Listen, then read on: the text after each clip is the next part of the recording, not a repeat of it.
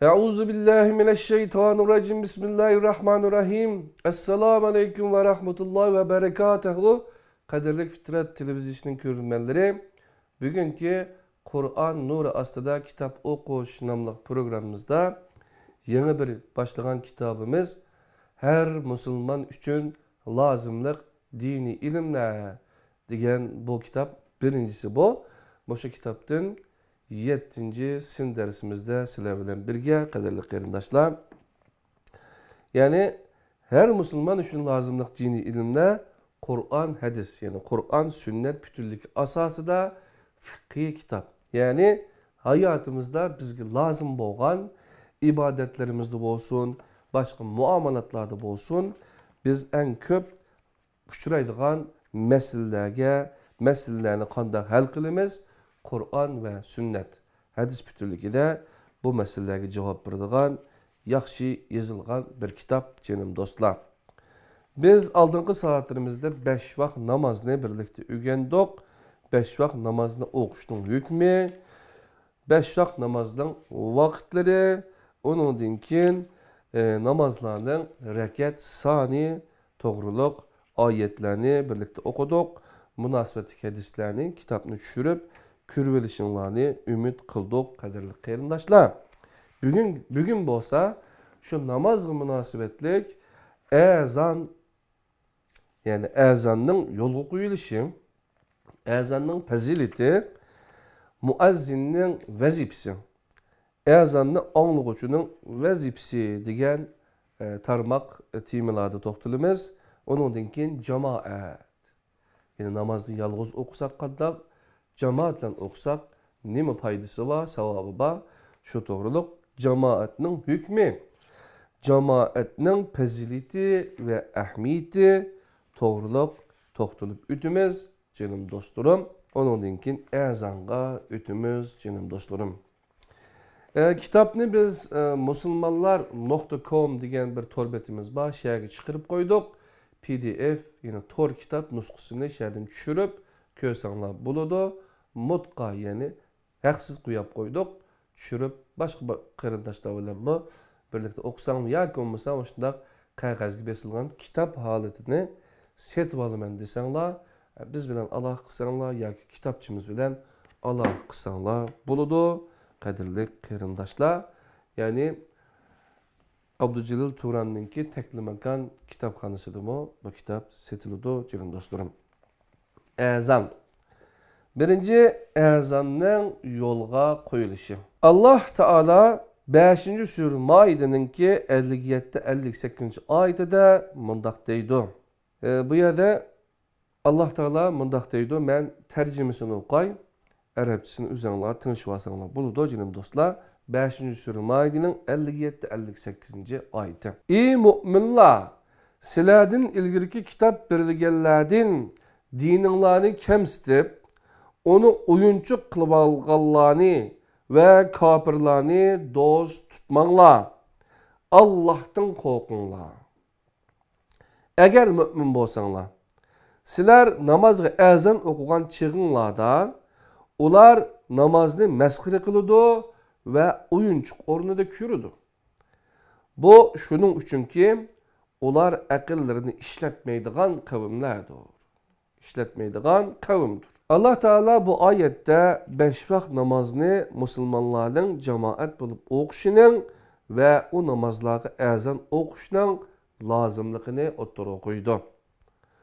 Cuma suresinin 9. ayetida bo'lsa, Cuma namazı üçün azan o'qishning lazımlığını alayda o'ttirib qo'ydi. Mezkur ayetning tercümesi mundaq. 62. sure Cuma'nın 9. ayeti. Ey müminler, Cuma günü Cuma namazıga azan aytilsa, derhal Allah'ni yad etishga aldıranglar. Elim setimni qo'yib turinglar. Agar bilsanglar, bu sizlar uchun yaxshidir. Bu Cuma suresi 62. surenin 9. ayeti tercümesini okuduk. İkinci azanның fazilati.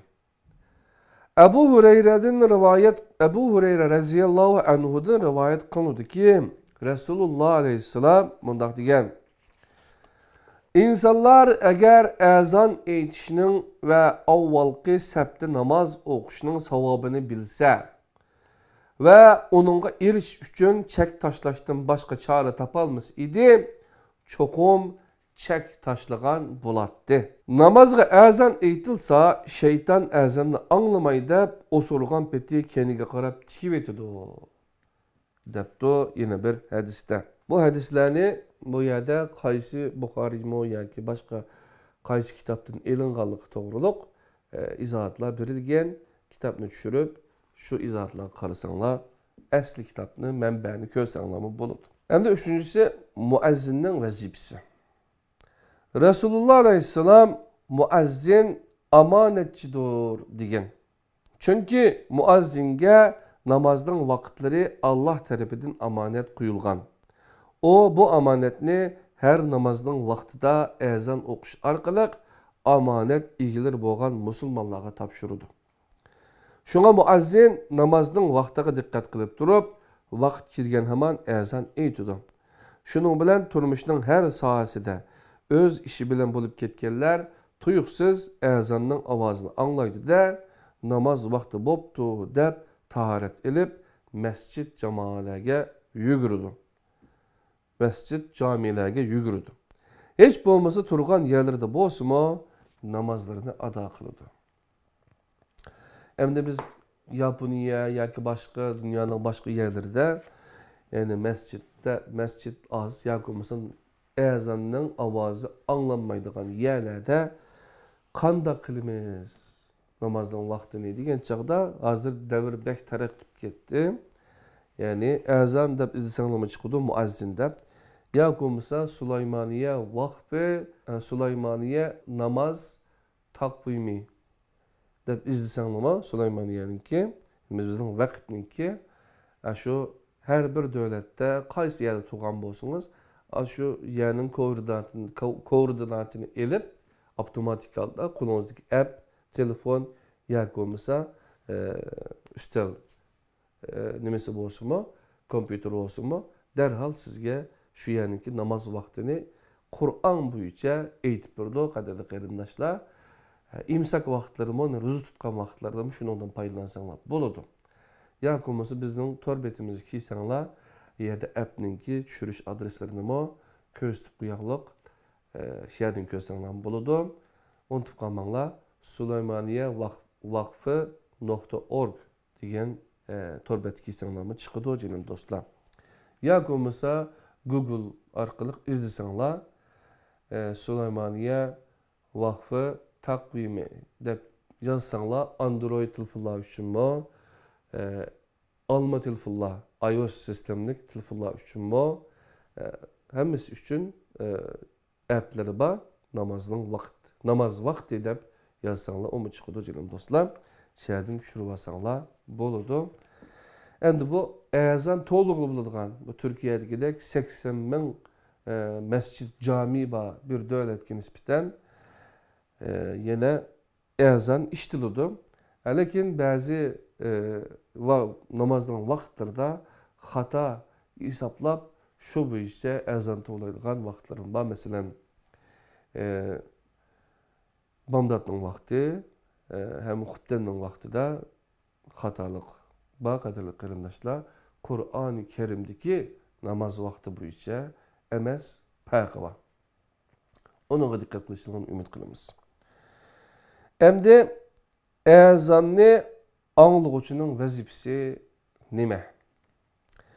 Abdullah ibn Amir ibn As radhiyallohu anhudan rivoyat qilinadiki, Rasululloh sallallohu alayhi ve sellem mundaq degan: Azanni anglagan chig'inglarda muazzin nima desa shuni danglar. Andin bana durut aytinglar. Kimki bana bir durut aytsa, onun bir duruti üçün Allah Taala onunğa 10 rahmet ata qiladi. Andin Allah Taala'dan men üçün vesilini soranglar. Vesile cennetdeki bir urun bulup, o fakat Allah Taala'nın bendelerinden birli bendigi nisip buludu. Şu bendinin men bulup qilishimni ümid qilaman. Kimiki Allah Taala'dan maňa şu uruny tileydiken, onunğa şapaatim nisp boludu. Depto kaderli gerindaşlar. Bu rivayet mi, bu hadis mi? Muslim Sahih'tin salat, namaz doğruluk babda tilgilingan iken. Ömer raziyallahu anhu'dan rivayet kılınırdı ki Resulullah sallallahu aleyhi ve sellem mundaq degen. Muazzin Allahu Ekber, Allahu Ekber degende siladin kim samimilik bilen Allahu Ekber, Allahu Ekber. Siladin kim samimilik bilen Allahu Ekber, Allahu Ekber dese muazzin Eşhedü en la ilahe illallah degende Eşhedü en la ilahe illallah dese muazzin Eşhedü enne Muhammeden Resulullah degende Eşhedü enne Muhammeden Resulullah dese muazzin Heyyâlesselah degende La havle ve la kuvvete illa billah dese muazzin Heyyâlel felah degende La havle ve la kuvvete illa billah dese muazzin Allahu Ekber, Allahu Ekber degende Allahu Ekber, Allahu Ekber dese muazzin La ilahe illallah degende La ilahe illallah dese cennetke kirdo depto kaderli qarindaşlar. Yani tekrarlap şu Peygamber Aleyhisselam degendek ügetgendek deydikenmiz canım dostlarım.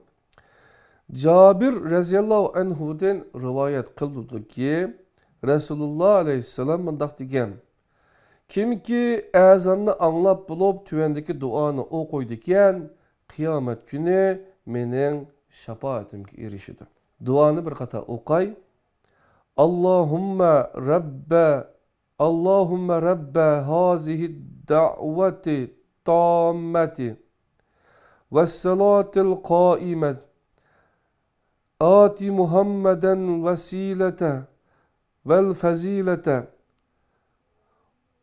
ve ib'ashu makamen mahmudellezi vaadtehu. Yani bu duanın tercümesi kadarlı kırındaşlamında bu kamil davetinin ve hazır okulmakçı boğan namazının ilgisi Allah. Muhammed'ke vesilini ve peziletini ata kıl. Onu sen onunla vədə kılgan yaxşı mertebege eriştirgin. Hem de ezan doğruluq kadarlı kırındaşlar şundaq ögünüp öttük bu mezmunlarını.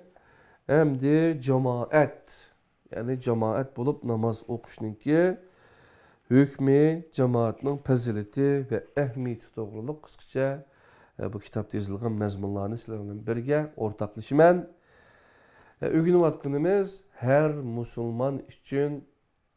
Müslüman üçün lazımlık dini ilimle diyen kitabın ki birincisi Kur'an, sünnet, Kur'an, hadis bütünlüğü de fıkıh birinci kitaptan 7. dersimizde kaderli qarindaşlar. Cemaat bulup namaz okuş Allah'ın emri, Resulullah'ın sünneti ve İslam'ın şuarıdır. Bir kişinin namazlarını cemaat bilen okuşu, onun takvadarlığının alameti, nefsi haişiga boyun eğmegenlikinin belgisi, şeytanın kendine kirmegenlikinin ifadesidir. Şuningdek, namazını cemaat bilen okuş, bedeninin rahatını, ruhunun aramaga kurban kılganlıkının namayendisi. Namazını cemaat bilen okuganlıkka vədə kılıngan savabqa işengenlikinin ve onu ümit kılganlıkının ispatıdır. Şunun için her Müslümanın cemaatki ehmiyet berişi lazım. Cemaatki köngül bölüşü muhim. Cemaatki köngül bölüşü muhim. Namazlarını cemaat bilen okuşu gerek. Nimişki şundaq? Hem de bunun hükmünü körep ötümüz canım dostlar. Birinci cemaatinin hükmü. Allah Taala Kur'an-ı Kerim'de namazni iqame qilishqa emir qilgan. İqame üyrü turmak ma'nisidagi o'timsiz masdar bo'lgan qiyamdan türlengen o'timlik masdar bo'lib, ma'nisi üyrü turg'uzmak degan bo'ladi. Namozni üyrü turg'uzmak namozni belgilangan vaqtda shartlariga va shakllariga rioya qilgan holda talabga loyiq ravishda ado qilish bilan amalga oshadi. Rasululloh alayhissalom saplarni tuzlashni namozni iqoma qilganlikning qatoridan hisoblagan. Munosabati hadis mundaq. Enes ibn Malik raziyallohu anhudan rivoyat qilinadiki, Rasululloh sallallohu alayhi va sallam mundaq degan: Saplaringlarni tuz qilinglar. Chunki saplarni tuz qilish namozni iqome qilishdan hisoblanadi. Jamoatning namozda qator ratlik va tuz turishining namozni iqome qilishdan hisoblanishi namozni jamoat bilan o'qishning Allohning bir amri ekanligini ifodalaydi. Chunki yolg'iz namoz o'qimoqchi bo'lgan kishi sapni tuz qilishga buyurilmaydi. 5 vaqt namozini jamoatga qatılib, Peygamberimizning saplarni tuz qilishga tushirgan buyrug'ini bajo keltirgan holatda o'qigan kishi Allohning namozni iqoma qil degan amri o'z ichiga olgan amirlardan birini icra qilgan bo'ladi debdi bu mazmunda jinim do'stlar. İkinci cemaatning fazilati ve ahmiyati. İbn Umar raziyallohu anhudan rivayet qilinadi ki, Rasululloh sallallohu aleyhi ve sellem mundaq degan: Cemaat bilan o'qilgan namozning savobi yolg'iz o'qilgan namozning savobidan 27 hassa ortiq turadi. Abu Hurayra raziyallohu anhudan rivayet qilinadi ki, Rasululloh sallallohu aleyhi ve sellem mundaq degan: Bir kişinin cemaat bilan o'qigan namozi onun uydagi yoki bazardagi dukuni yoki ish yeri bazardagi o'qigan namozidan 25 hassa ortiq turadi.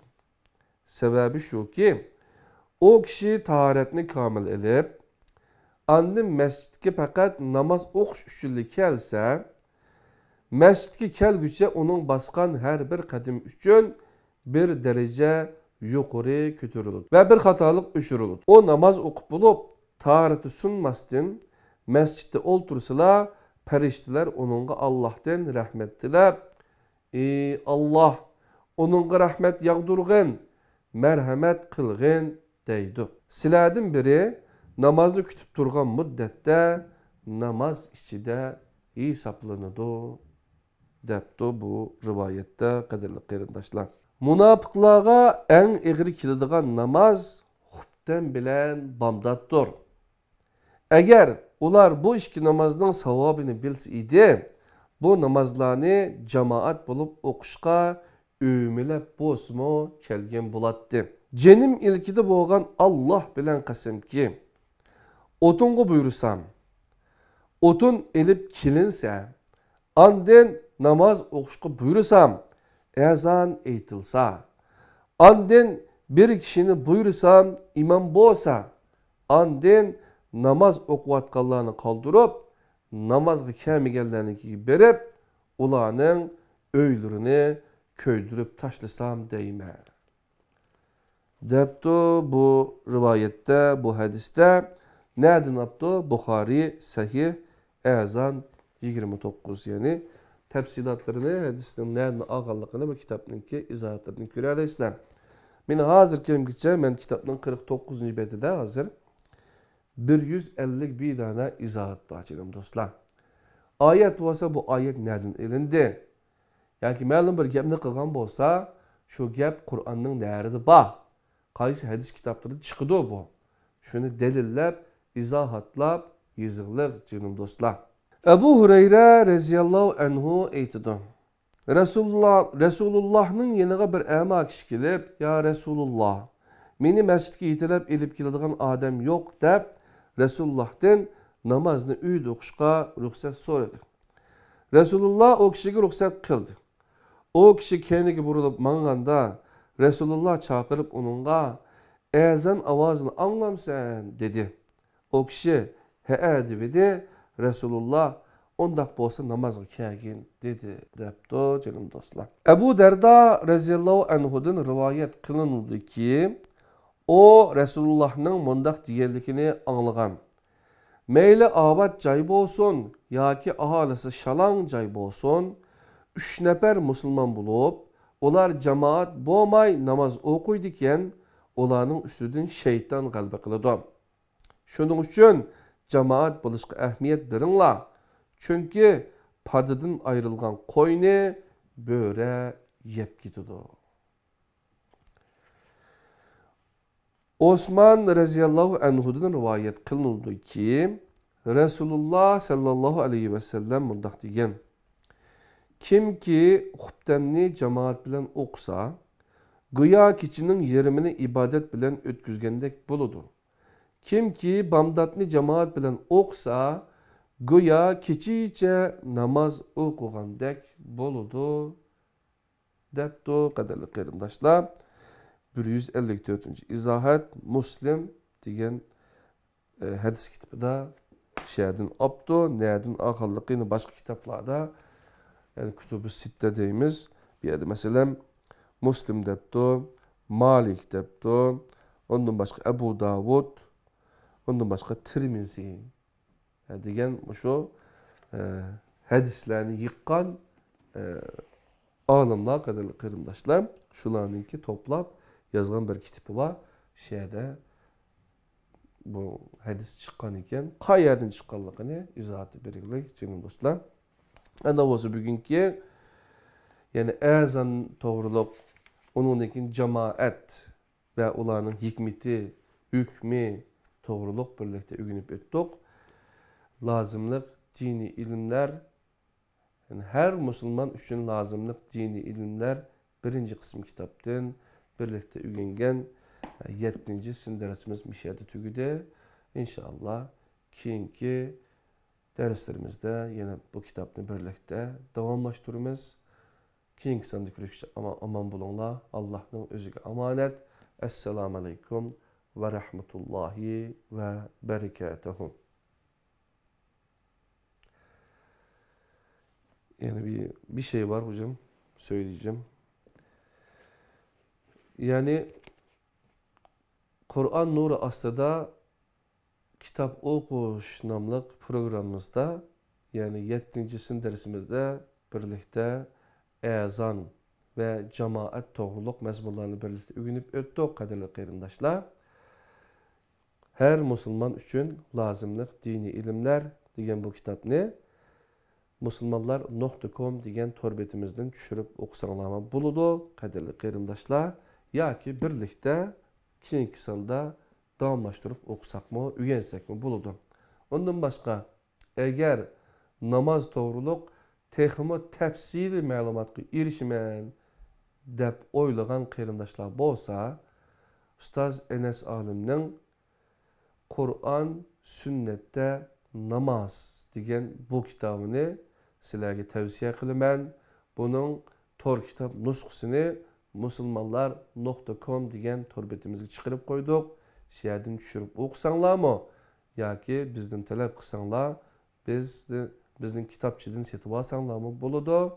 Zeytinburundagi Teklamakan kitobxonasida bu kitobni topa olasizlar. Ana bo'lsa keyingi son lazımlık dini ilimler degan programda görüşküç Allah'a emanet kılımın sizlerni. Esselamu Aleyküm